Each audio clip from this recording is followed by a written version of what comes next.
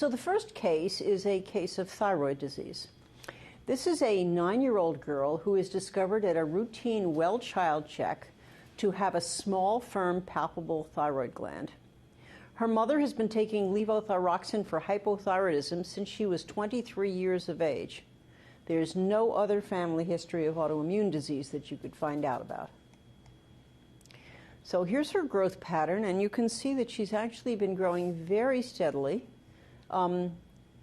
just below the 50th percentile line. There's been no deviation. Her weight is 45th percentile for height. She's asymptomatic. She has no signs of puberty. Her thyroid is 2.5 centimeters in diameter of each lobe, measured from the bottom of the lobe out to the end of the lobe, and feels slightly bossulated to you, just a little bit firm and irregular. We get laboratory studies on her, and the laboratory studies which you order are perfectly reasonable. You get a free thyroxine, which is 1.3, which is normal, with a normal range of 0.8 to 1.8. And you get a TSH, which is just a little on the high side. It's 5.9 with a normal of 0.5 to 5 microunits per milliliter. So when that happens, I'm sure that we all do the same thing. We hesitate for a moment, and then we repeat the laboratory studies because we should do something else too and check to make sure this is really true. So we get another free T4, and it's 1.4, which is also normal. We get a TSH, which is now 6, not really very different from the 5.9 the first time. And we also measure antithyroid antibodies because we know that we can feel this thyroid. It's a little bumpy, like there's lymphoid follicles in it. And her mother has Hashimoto thyroiditis, or chronic lymphocytic thyroiditis. And indeed, her thyroperoxidase antibodies are positive.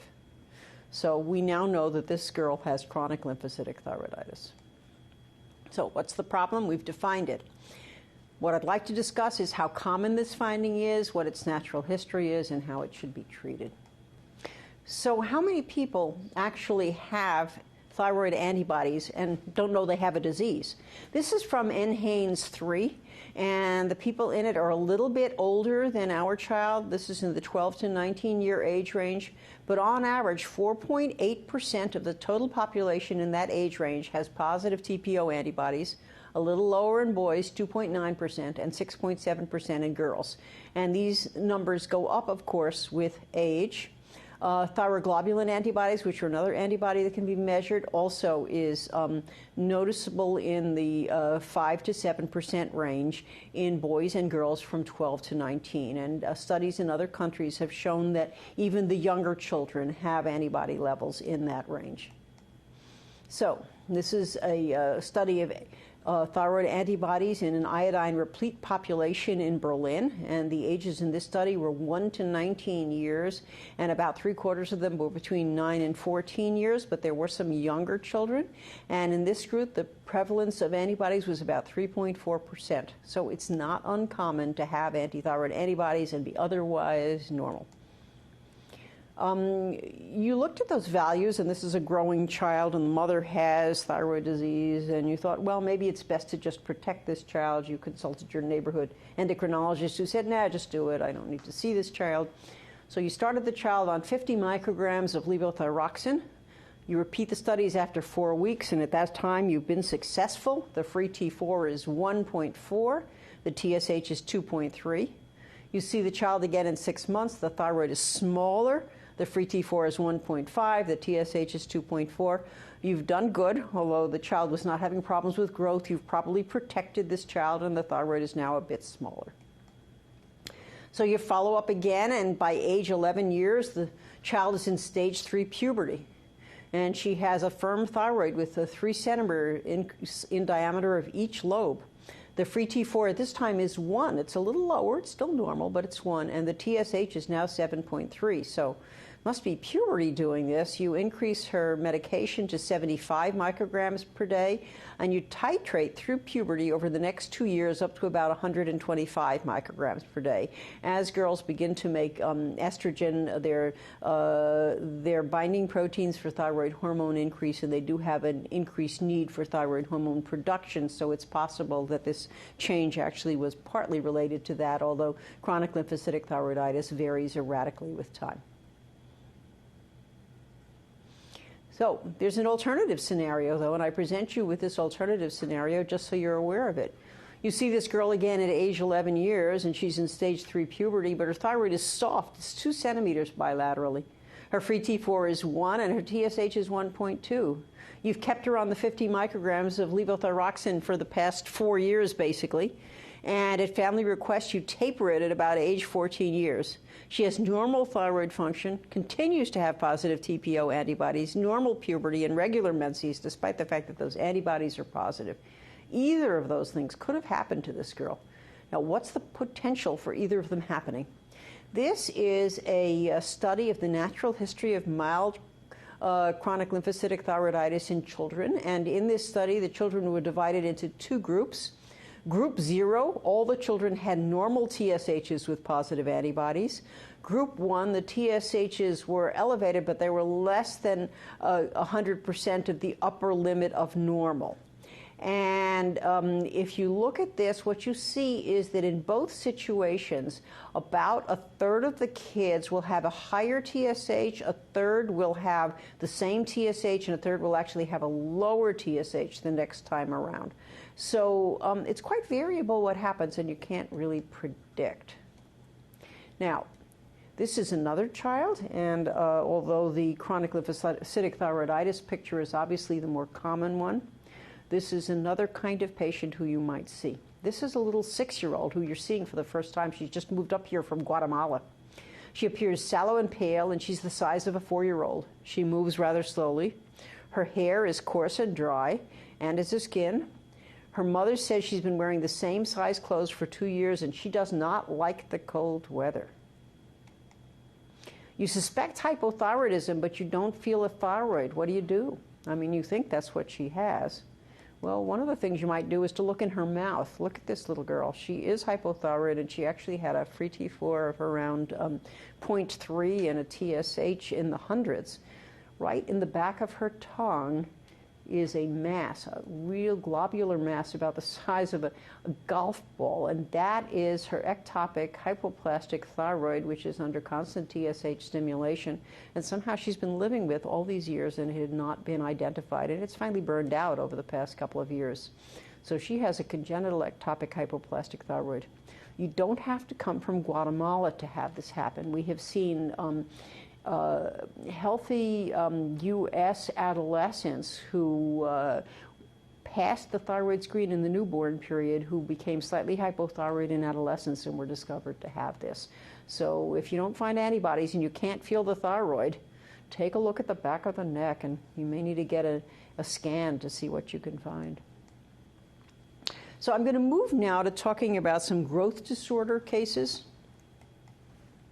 And the first thing I'm going to do is show you a growth chart. And you've probably seen growth charts like this before. I guess I don't have to ask you what's wrong with this picture. This child has measures that are just all over the place. Looks like a sine wave here.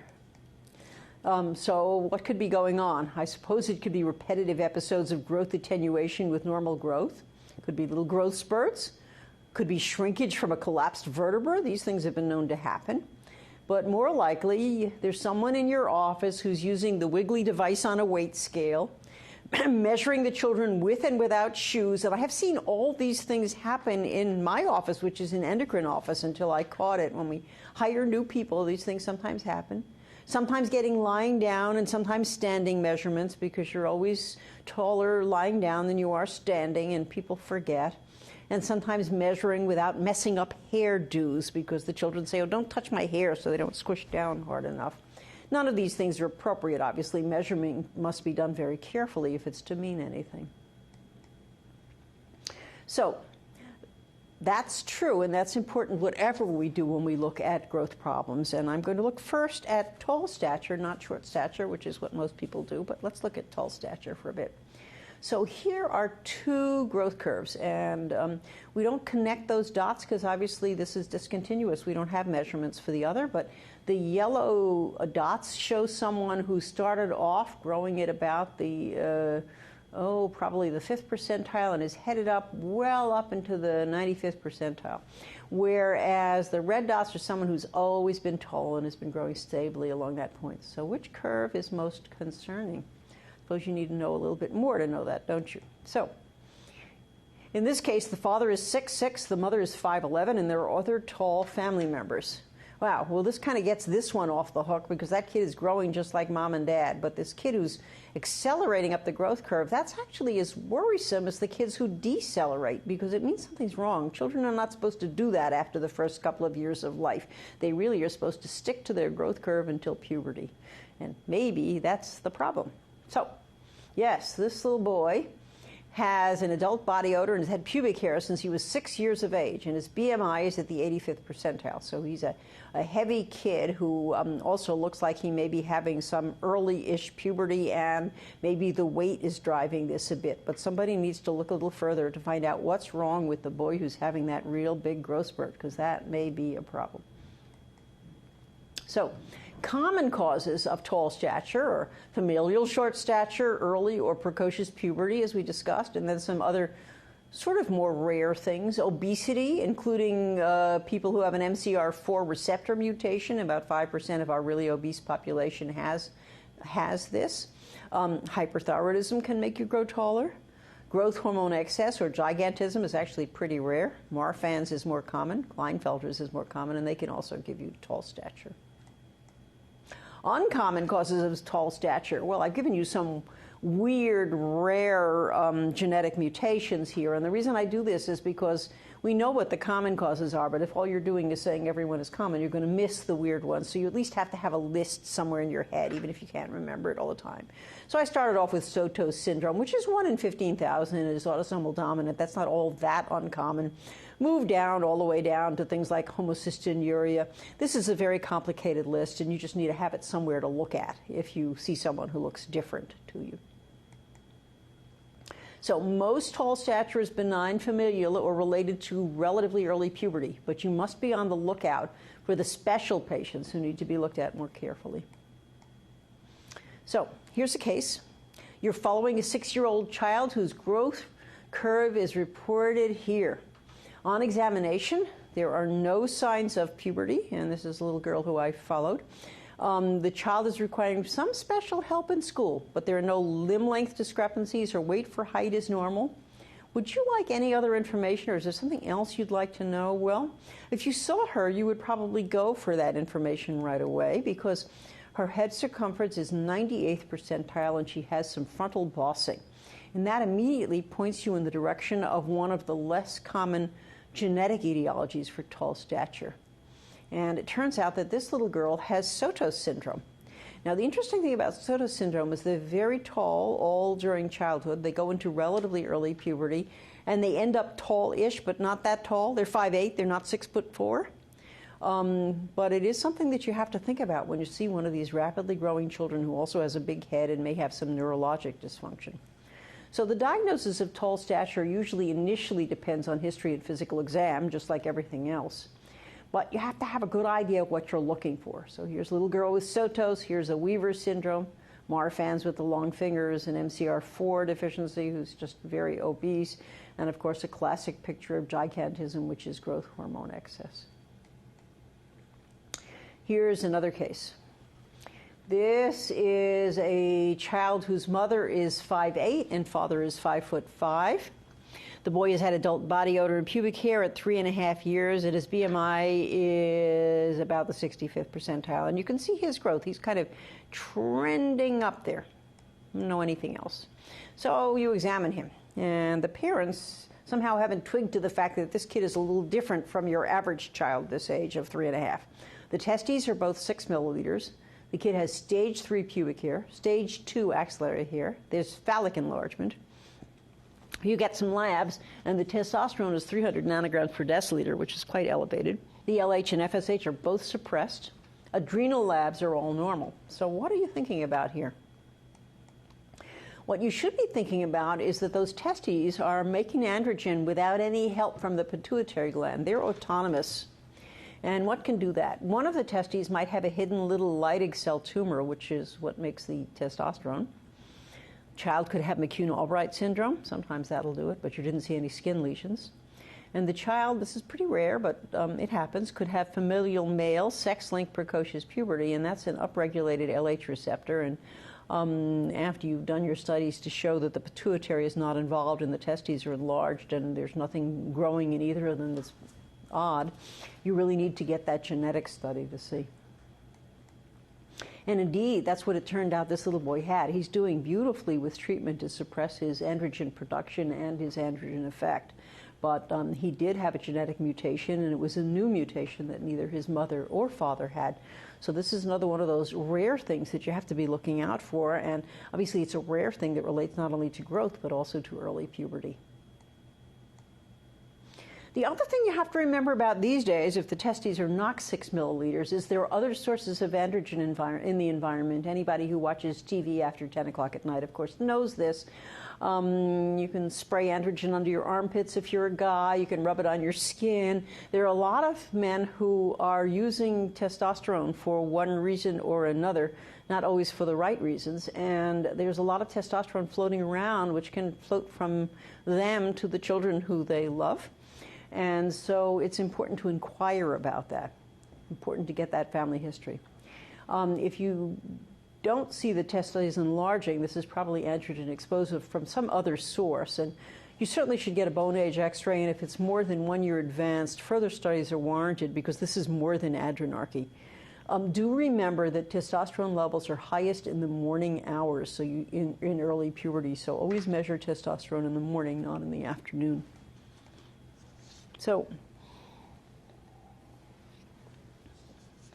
switching now to short stature and what we should watch for, I think I pointed out to you that oxology, which is just measurement, is very important.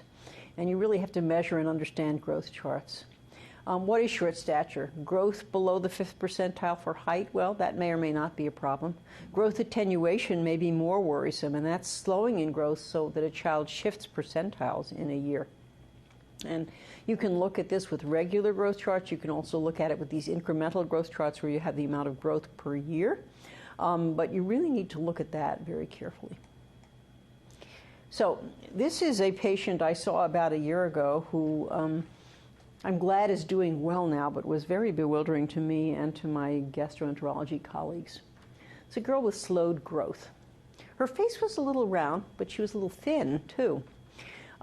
She was seeing gastroenterology because of a failure to gain weight initially, and she had minimal stage 2 puberty.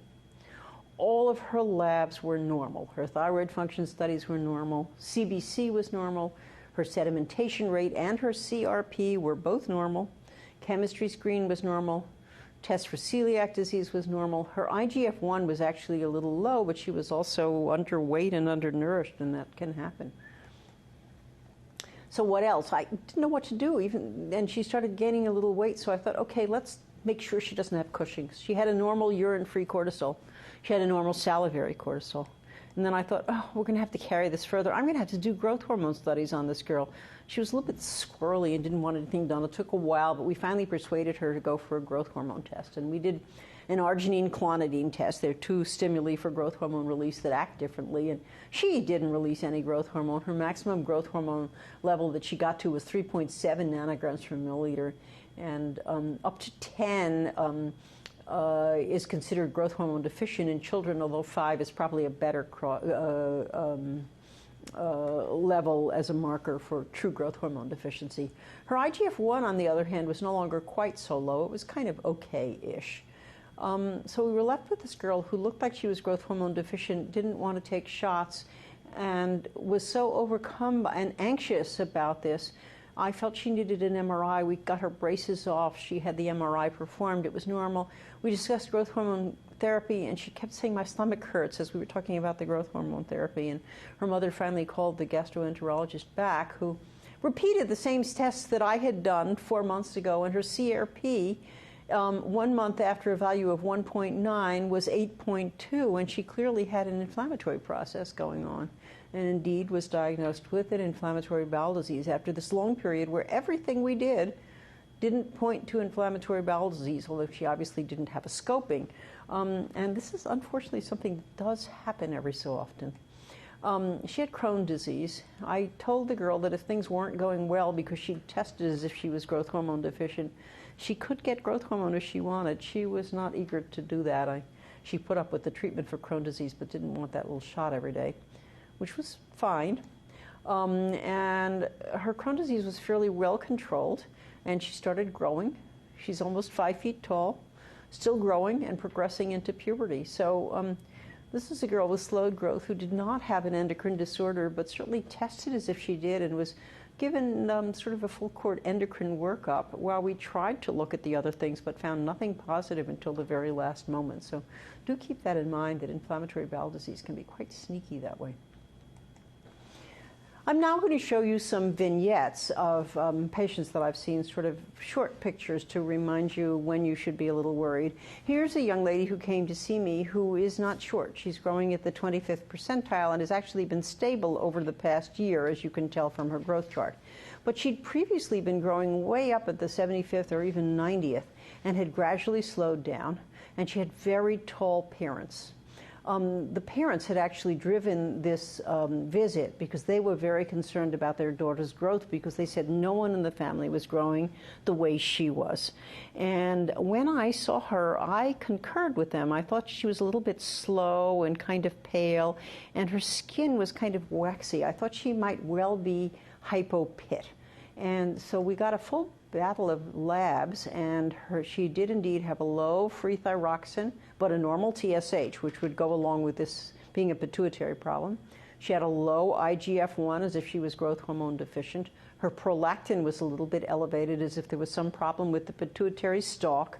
And indeed, on MRI imaging, she had a craniopharyngioma, which has required therapy. She's doing very well now, but she was not a super short person when this diagnosis was made. So you have to be careful to look at changes and shifts in growth curves, as well as just where they sit on the growth curve at any one point.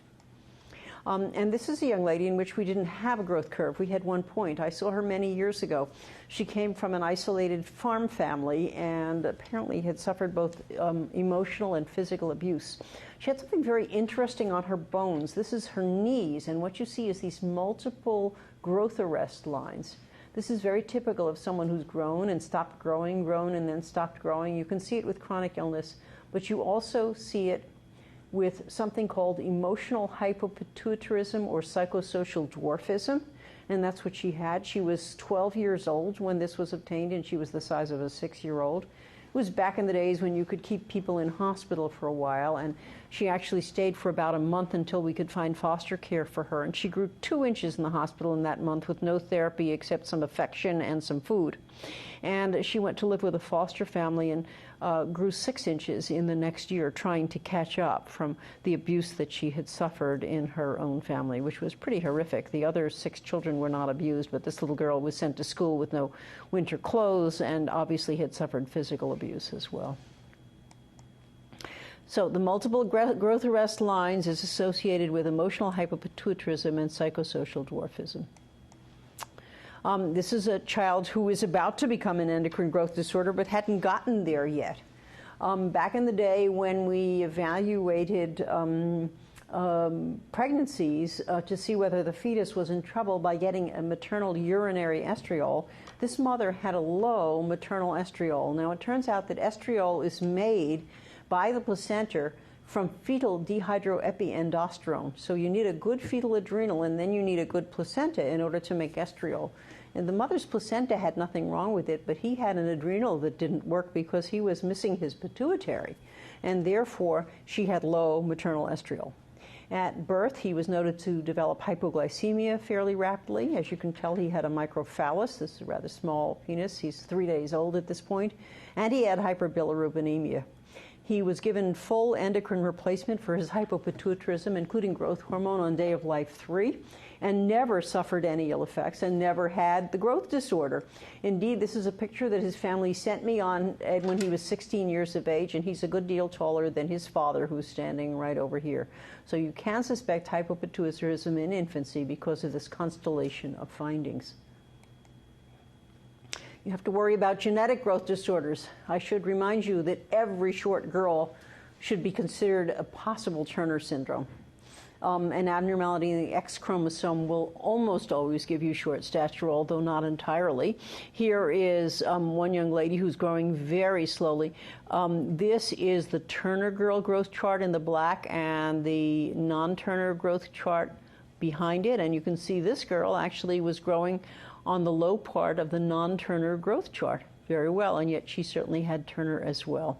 So the faces may not always be typical, and you really have to check for Turner syndrome. In girls whose bone ages are over 12 or so, sometimes measuring gonadotropins is enough. If they're elevated, you then need to get chromosomes. In others, you should always get chromosome studies, a karyotype, unless the parents can show you the paper showing that the mother had an amniocentesis and knew the karyotype was normal. Here's another baby with a similar kind of problem. This is a little girl whose mother was not super tall, but this little girl was just sloping up and was very, very tiny. And I think you can get this sense that she has somewhat shortish arms. And the mother was perfectly normally proportioned, but the mother confessed up that the father was 5'2" tall. And actually, when she was tested, she had a proven Shox gene mutation. This is a mutation which is associated with the X chromosome, also on the part of the Y, which is similar to the X, and is the gene associated with bone growth, which is also missing in girls with Turner syndrome, and gives you Turner syndrome short stature, and give you short stature in both males and females in this situation. Children with the Shox gene mutation can, because it's been approved by the FDA, get growth hormone treatment, and they grow about as well as the Turner girls when they do now.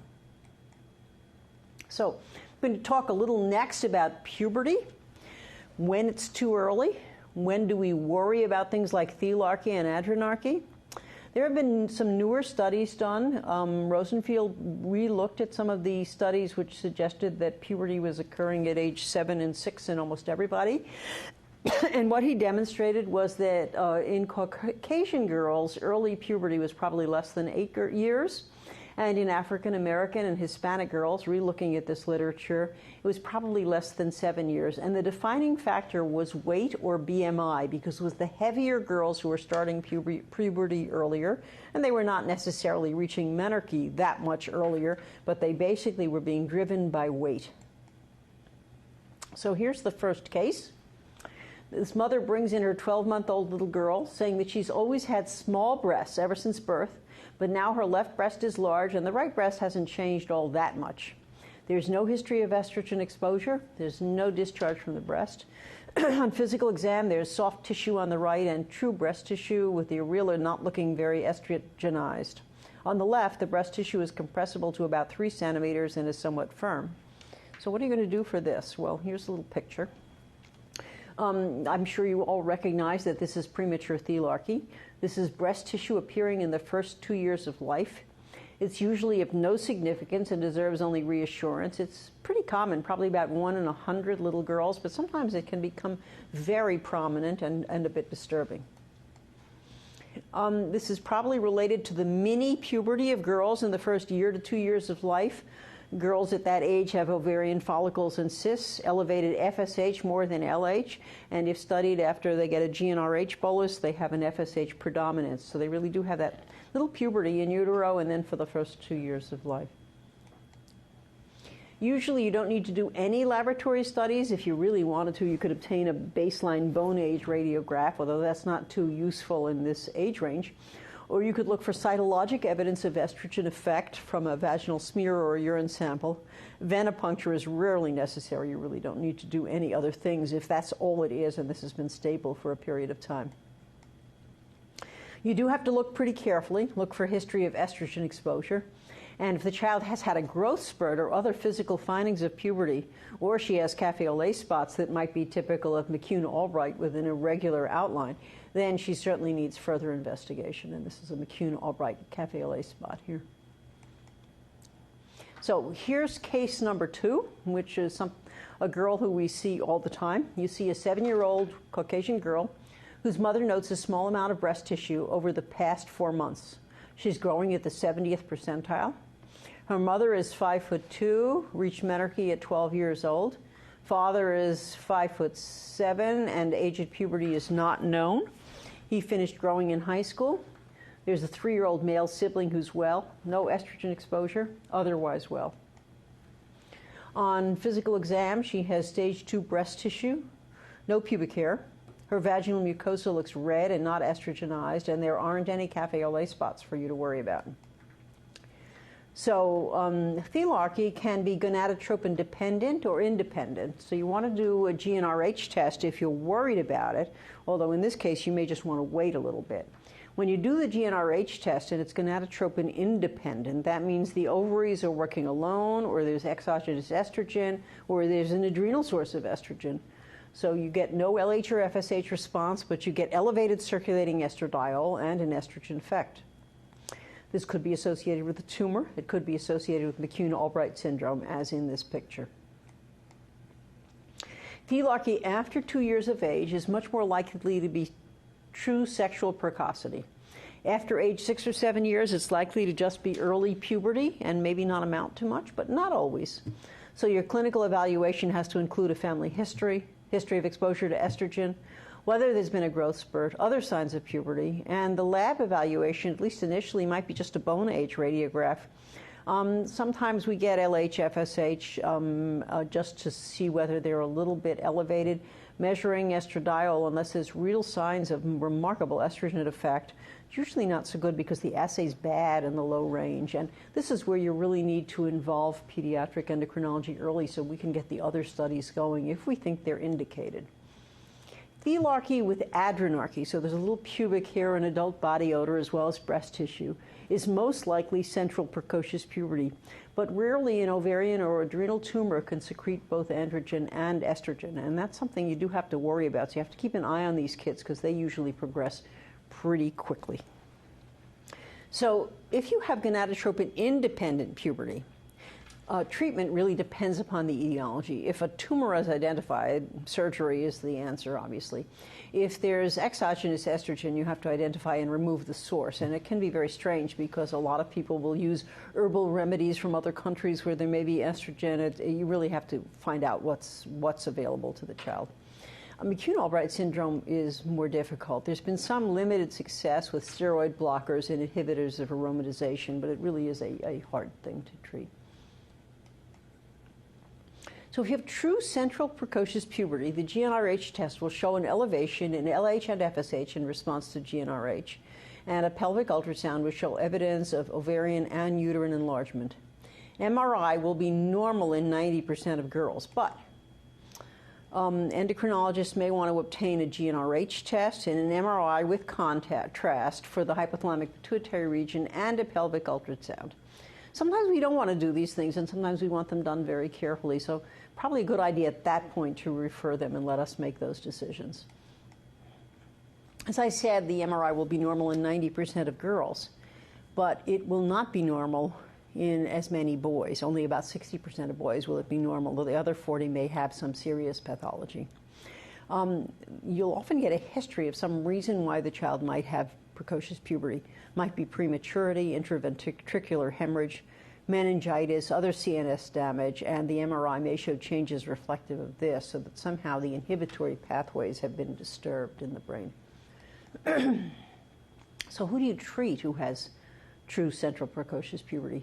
Most people would feel that you should treat any girl who has menarche before 8 years of age, anybody who has predicted short stature, and someone who is emotionally or socially too early for puberty, but that always opens up some questions because I, for instance, have had parents who've been trying very hard to convince me to keep children on medication until they were 14 before they were allowed to go into puberty, and they found it easier. I'm not sure the children did. So what kinds of treatments are available? There are a number of these gonadotropin-releasing hormone analogs which act by consistently sending a signal to the hypothalamus and the pituitary, and basically turning off the pituitary function, because GnRH is usually released in little bursts, and these things are just a blast, and they turn off the pituitary. We don't exactly know the mechanism by which this happens, but we know what it is that we're doing. So there's a leuprolide preparation, which can be given as a daily injection, which almost no one uses, or there's a monthly or every 3-month preparation which encapsulates the leuprolide and can be given as an intramuscular injection. About 5% of people will have a local immune allergic response to the encapsulation process and won't be able to use this preparation anymore. And in the old days, we used to have to put these kids either on the daily injections, which were very hard to maintain, or on another similar preparation, nafarelin, which was given intranasally twice a day and was also hard to maintain. There's another agent, and some people go right to this one now, and this is a hystrelin implant. You can see the little plastic capsule on that finger. This is implanted surgically, subcutaneously, usually in the arm, and needs to be replaced yearly. Some people say that it lasts for as long as 18 months. It needs to be put in and taken out by a surgeon, and they sometimes will break or be hard to find. So it usually requires anesthesia for children to have this put in. But it saves the children all the injections, and it's very effective. So who do you treat? Many of the girls who have true central precocious puberty are very slowly progressive. You can follow them along, and they drift along, and they do have a little bit of breast tissue, and things continue, and then they go and they get their periods at 10 and a half or 11. They sometimes end up a little bit shorter than the initial predictions, but they don't reach menarche at a very early age. So sometimes it's a good idea to just follow along and watch what the kids are doing, especially in the girls. The boys usually have more serious pathology when you're looking at them. So you can observe pubertal development and follow the bone age and take some time in deciding to treat. But you do have to remember that if you're worried about height, you won't positively impact adult height if you wait too long. So that requires relatively early treatment, and that's because of the big growth during puberty, which requires sex steroids. So here's another case that I would just like to present to you, because it's kind of an interesting twist on the puberty issue. This is a 3-year-old boy who was brought to my office many years ago because his mother said she was told it was time for his testicles to be brought down surgically. They couldn't be found at birth. And this is what you see when you see him. You see a little boy who at 3 is about the size of a 6-year-old. And you can see that he has pubic hair, a reasonably largish phallus. He was prepared for surgery here. And there's nothing there in the scrotum. But he has a normal phallus with a urethral opening at the tip of the phallus.